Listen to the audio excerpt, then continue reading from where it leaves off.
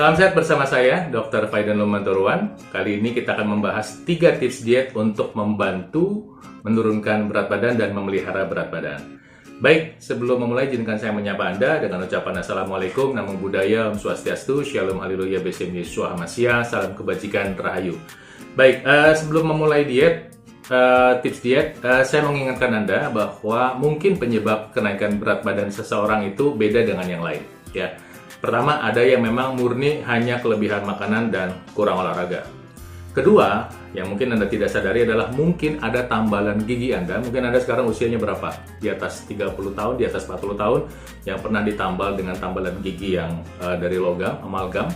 Ya, di situ mengandung merkuri, ya itu bisa menyebabkan masalah gangguan pada hormon tiroid, menyebabkan Anda berat badan mudah bertambah dan juga bisa menyebabkan reaksi autoimun. Jadi kalau Anda punya masalah tambalan gigi dari logam, sebaiknya Anda pergi ke dokter gigi ya, untuk kemudian Anda tukar tambalan. Nah, kedua, mungkin Anda mengkonsumsi jamu-jamuan untuk menurunkan berat badan ya.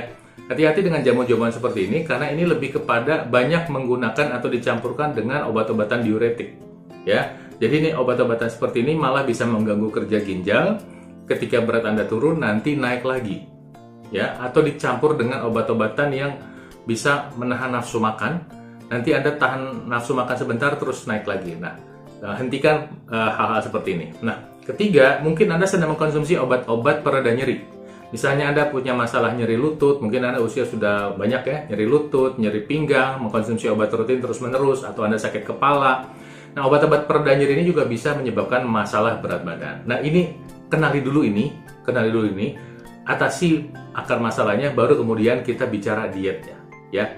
Nah, tips diet pertama adalah mengatur waktu makan. Ini yang relatif efektif untuk banyak orang. Mengatur makan itu artinya mulai dari makan pertama di awal hari sampai makan terakhir itu diatur. Pada sebagian orang memang tidak masalah. Ada orang yang makannya pagi, siang, sore, malam, tengah malam, badannya tetap langsing ya. Nah, saya bukan konteks seperti itu. Mungkin Anda juga termasuk yang sama. Dan saya mengatur waktu makan terpaksa dan sudah saya lakukan bertahun-tahun. Dengan cara seperti ini saya bisa membantu mengontrol berat badan saya. Mungkin ini juga seperti Anda. Kalau kita nggak sama satu orang dengan orang lain, ya sudah. Kita tidak perlu meniru orang lain. Nah, kalau saya startnya dulu adalah saya mulai sarapan pagi jam 10, kemudian makan siang jam 2, makan malam terakhir jam 6 sore. Setelah itu saya nggak makan lagi sampai mulai lagi dari pagi hari. Jadi saya mulai belajar mengatur jam makan. Ini namanya intermittent fasting. Nah, ketika saya sudah semakin terbiasa, saya naikin tuh jadi jam 11 siang. Kemudian saya start jadi jam 12 siang. Jadi jam 12 siang saya makan cemilan atau makanan pengganti di jam 3 siang. Kemudian jam 6 sore terakhir. Teorinya seperti ini.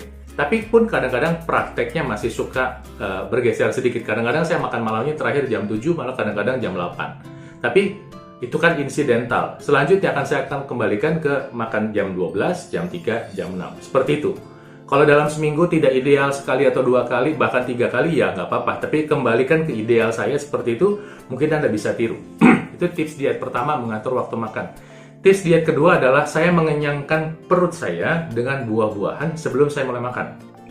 Jadi biasanya kalau saya makan, itu saya mengkonsumsi buah yang di blender.